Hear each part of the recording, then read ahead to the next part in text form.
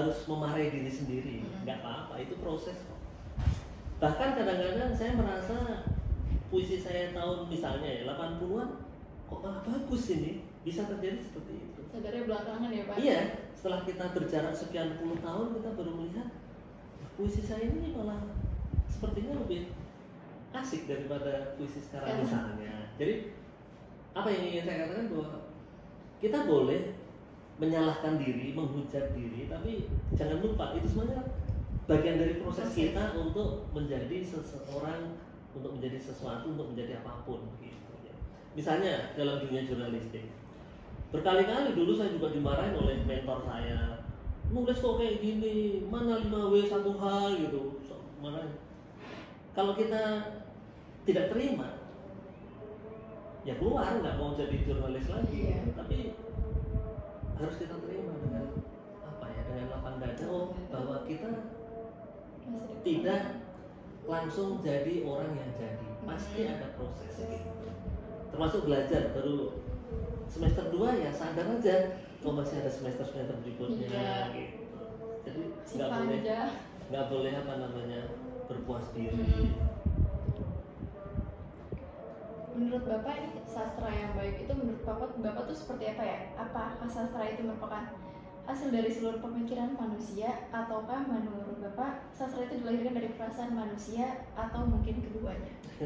Ya sebenarnya itu teorinya udah lama bahwa sastra itu sebagai bagian kesenian itu mempunyai dua fungsi, yaitu dalam bahasa Latin namanya dulce et utile, berguna atau menghibur dan berguna. Boleh berguna dulu dan menghibur, atau menghibur dulu dan berguna, tergantung si penulis sendiri kan tidak berpikir, saya menulis cerpen misalnya 70% ini penting nih, berguna nih, yang 30% menghibur, nggak begitu kan? Kita nulis saja. Nah, tetapi tentu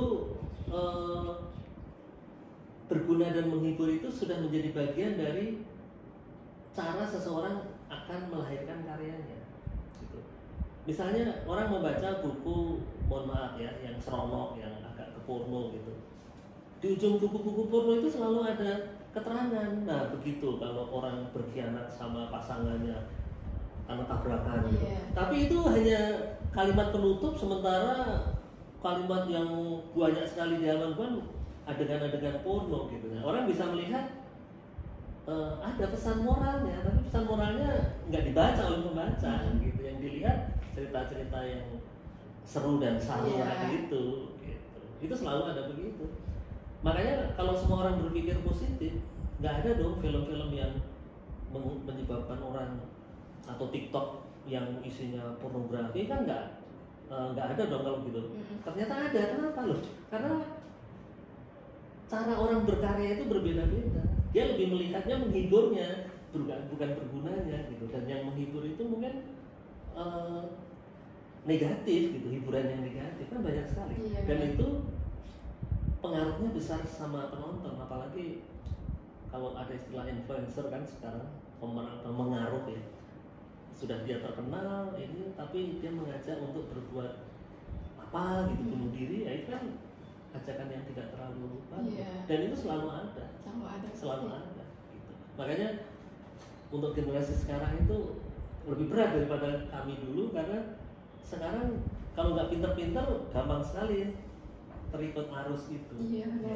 Bahkan ada kelompok-kelompok kan, misalnya khusus cerita horor, khusus cerita asmara, khusus ada komunitas-komunitas loh, ya kan, mungkin kalian tahu lah, ada komunitas-komunitas yang orang luar nggak tahu gitu. Nah ini yang menyebabkan kecerdasan diri untuk memilih itu penting sekali.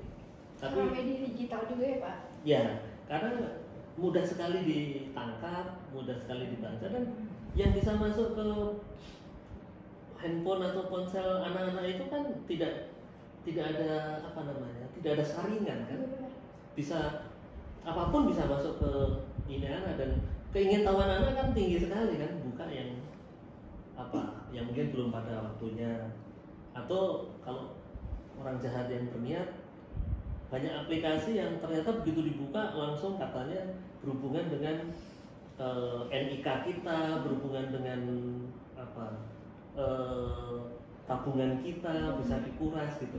Nah kalau kita tidak melek, tidak literate, tidak literasi kita tentang dunia digital nggak bagus, bisa terjebak. Gitu.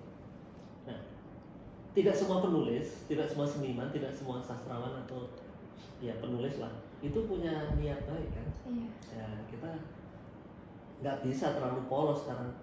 Mudah-mudahan semua orang menghasilkan karya yang bermanfaat, nggak bisa begitu juga. Karena pasti ada makna tersiratnya ya Pak. Pasti ada, di balik itu ada sesuatu, dan untuk mencari nama itu berbagai cara bisa ditempuh. Kalau semua orang berbuat baik, semua orang hanya mau berbuat baik, nggak ada polisi nanti. Benar-benar. Ya nggak ada lagi kriminalitas. Iya, penjara kosong. Pak, Bapak ini udah menjadi dosen di UI itu dari tahun 1985, betul Pak? Sebenarnya 83. Sebenarnya, tapi sebagai ASN itu 1 Maret 86. Sebagai kan kalau pegawai negeri itu kan ada yang namanya ASN, ada yang namanya terhitung mulai kapan. Nah itu baru 1 Maret 1986. Tapi kalau saya mengajar itu saya ingat tahun 83 sudah mulai ngajar, walaupun masih menjadi asisten pengajar yang lain.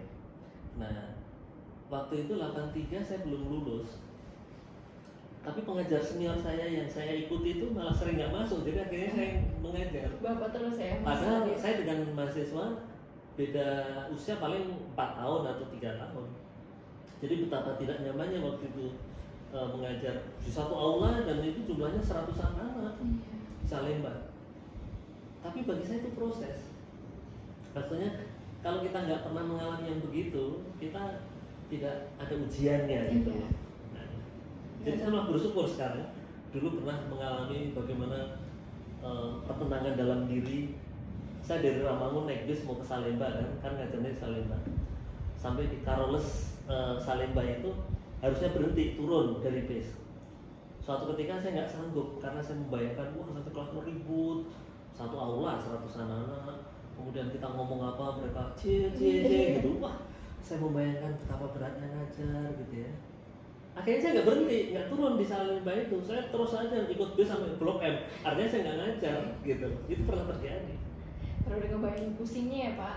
Dan pusingnya dan umur hampir sama gitu. Bingung nyimbanginnya. Dan yang saya ngajarnya anak MIPA yang menganggap buat apa belajar bahasa Indonesia.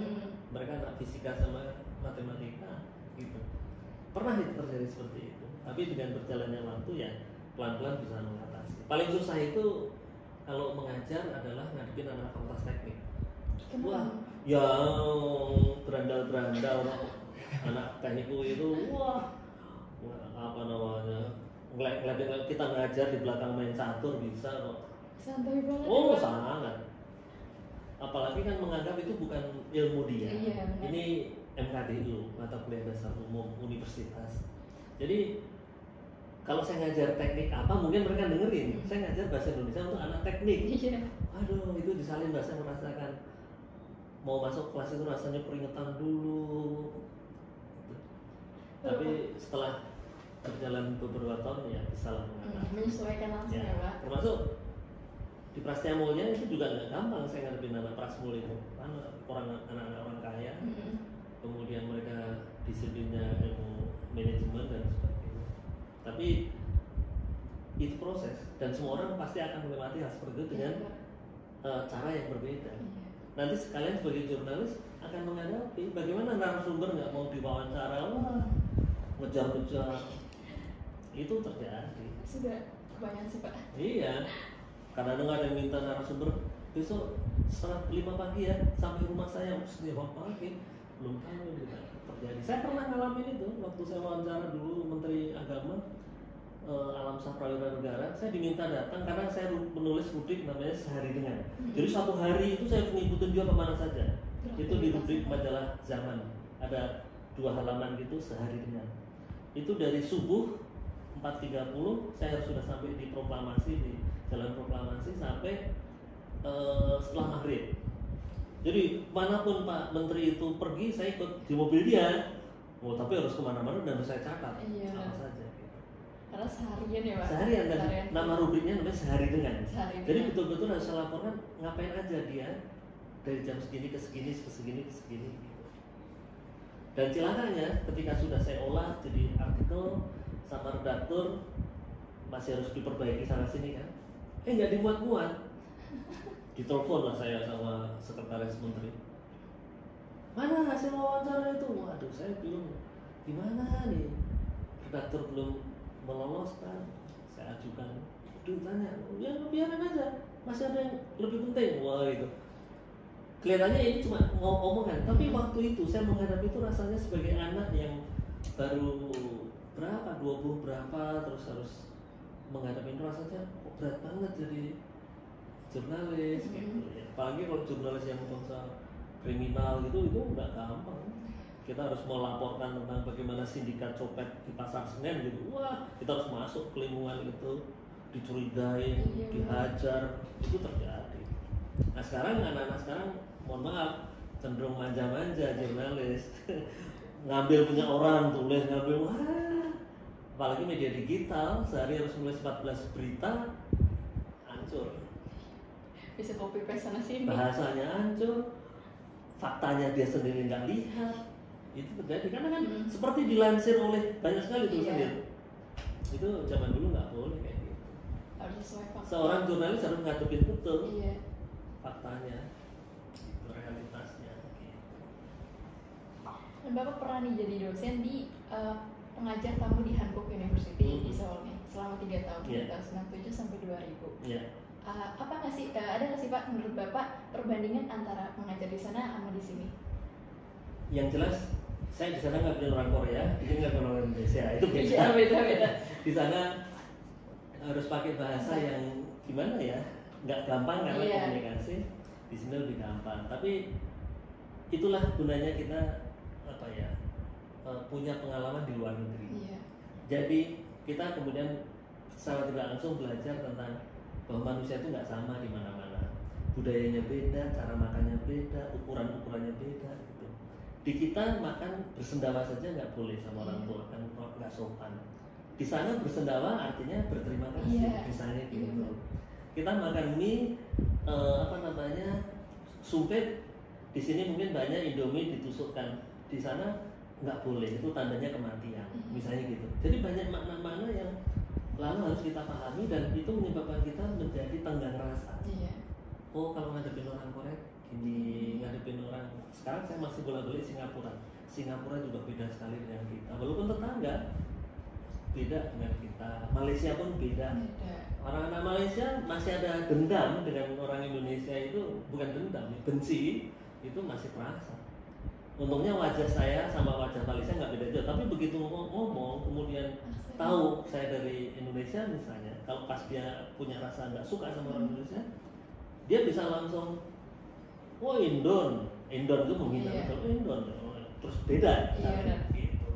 Tapi ya alhamdulillah kalau di Korea dulu pendidikan itu penting, sehingga posisi saya sebagai dosen itu termasuk dianggap bagus. Benar-benar menghormati ya. Karena pernah terjadi misalnya kalau TKI kan banyak yang ilegal kan, TKI yang sudah habis kontrak lalu tinggal tetap di sana, biasanya itu dicari-cari polisi sana. Mereka pasti akan tanya identitasnya.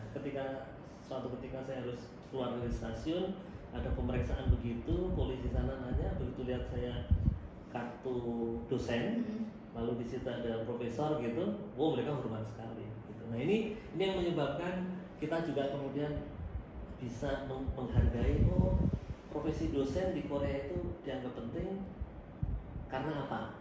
Di sini ya penting tapi nggak sangat penting, karena di sana kan miskin sumber daya alam, nggak kayak kita bisa apa saja ditanam, di sana nggak.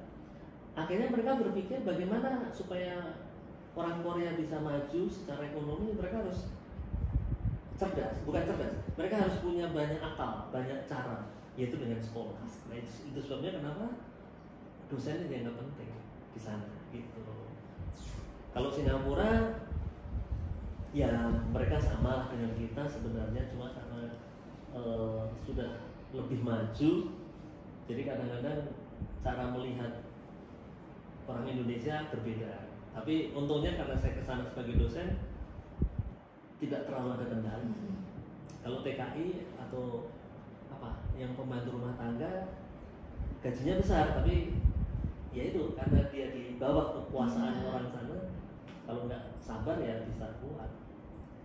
Makanya teman-teman yang kerja di Taiwan gajinya besar kan, dan mereka sudah bisa adaptasi. Kan banyak kan yang nggak mau pulang ke Indonesia. Iya, betul. Banyak yang pengen tinggal di Taiwan. Karena apa?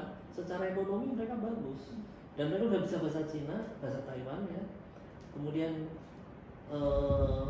ya artinya punya kesempatan jalan-jalan walaupun hanya seminggu sekali. Saya dengar banyak orang Indonesia di Taiwan yang pengen tidak pulang kalau boleh. Masalahnya kan mereka hanya sebagai tenaga pekerja yang harus pulang, tapi banyak yang mau tinggal di sana. Udah betah, kalau udah ngerti bahasa juga ya Pak. Iya, iya. Tapi kalau di Korea itu bagaimanapun pengalaman penting buat saya, dan saya sebagai orang yang harus makan nasi itu tidak tersiksa di Malaysia. Di Korea. Saya pernah di Moskow, di Rusia itu saya nggak pengen balik sana lagi karena apa? Nggak ketemu nasi. Ketemunya roti aja, roti belum makan nih kalau gitu. Nggak nasi, nggak afdol. Ya, tapi yang negara lain yang menurut saya menyenangkan, tapi saya belum balik lagi, yaitu Melbourne, Australia. Itu negaranya bagus. Maksudnya Melbourne itu kota yang bagus. Apalagi saya dulu kuliah S2 di sana itu di universitas yang sangat bagus, namanya Monash University. Itu sangat menyenangkan gitu. Ya, jadi atmosfer seperti itu, lalu makanan nomor satu, ada nasi di sana, jadi saya senang. Kalau ke Malaysia, Singapura kan nggak masalah karena nasi. Iya. Ya, jadi Korea itu lebih ke apa ya? Semacam mengajari saya bahwa jangan malu jadi dosen, jangan malu jadi guru gitu loh. Karena di sana tuh benar-benar dihargai Sangat ya, ya, Pak. sangat dihargai. Pendidikan nomor satu Nomor Korea satu. Selatan. Kalau enggak masih miskin mereka. Kan tahun 60 masih miskin, 60-an. 70 mulai kaya, 80 mulai tinggi. Karena mereka meninggalkan agraris karena tanahnya enggak subur-subur amat. Lalu mereka berpindah ke teknologi, industri. Itu yang menyebabkan Korea bisa seperti sekarang. Perkembangan sangat pesat. Sangat pesat, dan kemudian mereka sadar bahwa industri kreatif ternyata juga dapat menghidupi mereka. Iya, benar. Ya, sekarang makanya BTS segala macam dapat menghasilkan berapa triliun, itu luar biasa. Itu pemerintah mendukung sekali. Nah kita karena berapa 270 juta ya, bakat orang itu bagus-bagus, banyak sekali yang bagus, tapi pemerintah nggak terlalu campur tangan. Jadi ya kemarin aja agak ramai dengan Putri. Iya, yang America's Got Talent. Ya, padahal itu sebenarnya tahun 2014 Putri itu sudah Indonesia Got Talent, tapi nggak pada melihat kan, karena di Indonesia. Tahun 2000 kemarin yang ini karena American Got Talent dan dia dapat Golden Buzzer itu, langsung di mana-mana WA gitu. Langsung mengakui bahwa itu Putri Indonesia. Iya, gitu. Padahal banyak yang sangat terharu ya, ketika dia mengatakan saya dari Indonesia ya. Coba kita baru tahu bahwa Indonesia itu sakti betul kata-katanya. Saya juga di negara-negara tetangga itu merasa senang dengan Indonesia, walaupun di sini banyak yang menghujat Indonesia, tapi Indonesia itu hebat kok, dalam arti segala-galanya tuh luar biasa. Ya, makanya tetaplah mencintai Indonesia. Tinggal dikembangkan lagi. Ya, gitu. Di pengunjung wawancara nih Pak. Nah, Kira-kira Bapak nih setelah pensiun nanti kesibukan apa yang bakal Bapak lakuin? saya masih mengajar. Masih mengajar. Membuat puisi, melukis, masih saya kira nggak ada yang berubah. Hanya mungkin berubahnya karena sudah memasuki usia 66 dan sebagainya, tapi mudah-mudahan sih tidak terlalu banyak berubah. Mungkin mulai pikun mungkin ya, saya nggak tahu juga. Tapi kalau dari segi pekerjaan rasanya tidak ada perubahan yang signifikan, kecuali bahwa kalau di UI kan bagaimanapun ada konsekuensi. Memangnya mau saya ngajar nggak dibayar kan gitu, karena tidak ada lagi honor untuk yang pensiun kan, kecuali memang sangat dibutuhkan. Kalau gaji sebagai ASN kan masih gaji pensiunan gitu. Tapi kalau di swasta kan masih diperlukan. Jadi di Prasmo saya masih terus, di Korea, Singapura masih terus. Jadi masih aktivitas seperti biasa ya Pak? Seperti biasa. Seperti biasa. Cuma formalitas aja pensiun. Iya, itu kan hanya apa ya?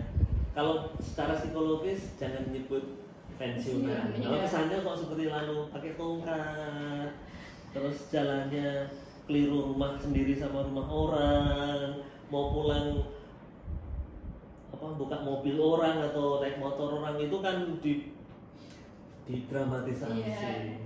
Nyatanya banyak orang yang sudah 70-an dan sebagainya masih ingatannya bagus. Saya baru tahu ada penjual roti bakar di kantin sini, pisang bakar yang kopi juga.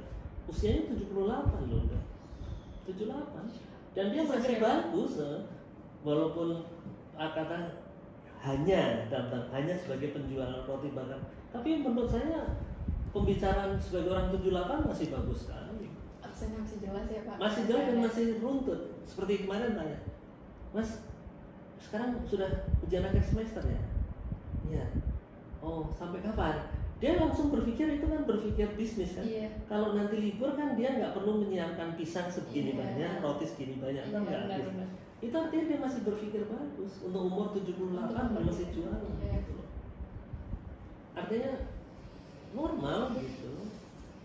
Orang kita pesan kopi juga dibuatkan kopi, bukan dibuatkan teh, kok artinya nggak keliru ya Pak?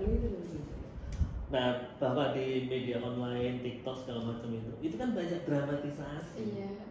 Ada orang yang pincang sama istrinya, terus tiba-tiba sembuh dari stroke-nya karena lihat cewek. Itu semuanya dramatisasi. Kalau faktanya begitu stroke, lihat cewek secantik apapun tetap aja dia stroke gitu loh. Nah, namanya juga konten. Nah, kebetulan saya mengajar pembuatan konten media digital, ya memang dicari yang kira-kira bisa ger. Persoalannya kadang-kadang kita itu bukan mencari yang orisinal, membuat orisinal, tapi niru-niru. Begitu banyak kan konten tiruan. Orang naik motor, tiba-tiba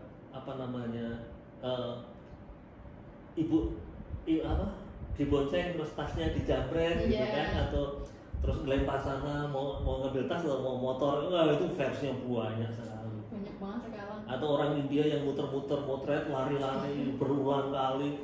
Wah, versinya sangat banyak. Nggak taunya dia motret dirinya, bukan motret orang itu misalnya. Iya benar. Bagi saya itu bukan kreativitas, itu plagiarisme.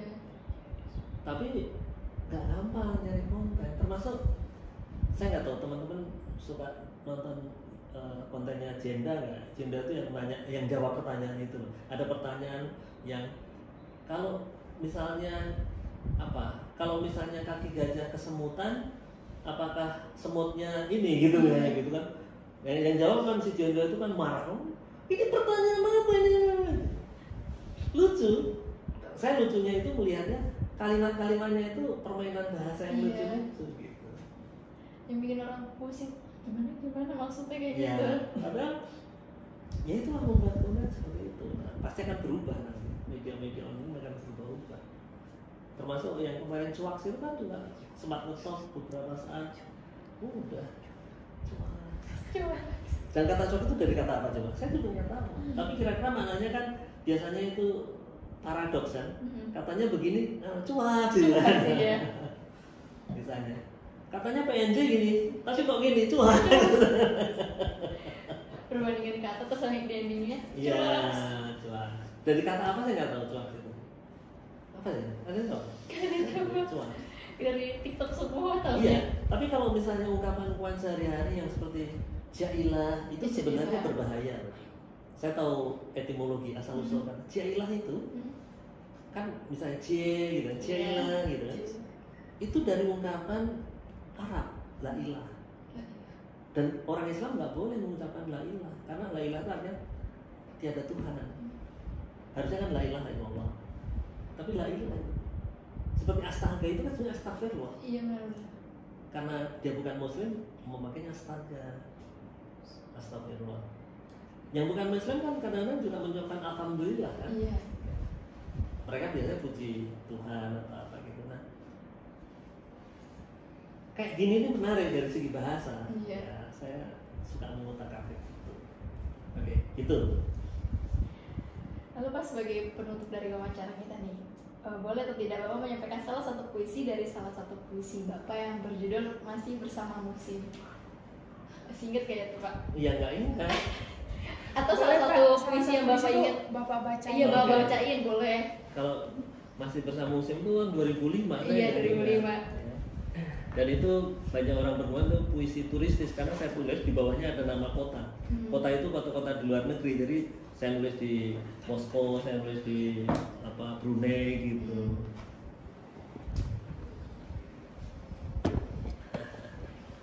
Nah.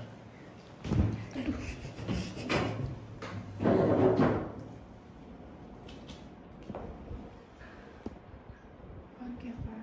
Oke, mungkin ini ada ya. Ini judulnya Pada Bola Katamu. Ini permainan kata kan biasanya bola mata. Iya. Tapi ini saya bilang pada bola katamu. Dibaca kan nih? Saya biasanya baca begini bayarannya 10 juta. Wah, kita dari mana jual? Jual PNJ. Bercanda kok. Iya, bercanda. Pada bola katamu. Pada bola katamu meledak api pemicu nista yang lalu kau ingin bakar. Mustahil jadi abu dan meraip, sebab kebenaran bukan ketenaran, dan ia adalah menara tanpa celah. Dari iri dangkalmu kau hendak sulut larik keyakinan dengan kobaran dengki picikmu. Tak akan menyala, sia-sia. 11 September 2017. Ini agak berat ini tentang ini peristiwa September sebenarnya, peristiwa Amerika sebenarnya. Saya baca semua nih. Sampai nanti malam. Bentar, satu. Nah ini bagus. Ya ini bagus ya. Mungkin ini nanti yang dipilih. Ini repetisi, jadi pengulangan dan biasanya kalau dibacakan lebih bagus yang repetisi begini. Oke? Tak semua tanya tersedia jawaban. Tak semua perkara ada yang menyebabkan. Tak semua rasa jelas yang menimbulkan. Tak semua bahagia dapat diperhitungkan. Tak semua wacana mudah diartikan. Tak semua asmara datangkan kenikmatan. Tak semua cinta berakhir di pelaminan. Benar sih. Bener-bener sih Pak. Ya. Benar. Jaga jodoh orang. Jaga jodoh. Kan rasa suka itu bisa ke banyak orang. Iya benar. Tapi rasa memiliki biasanya hanya ke satu orang dan kadang-kadang terpaksa.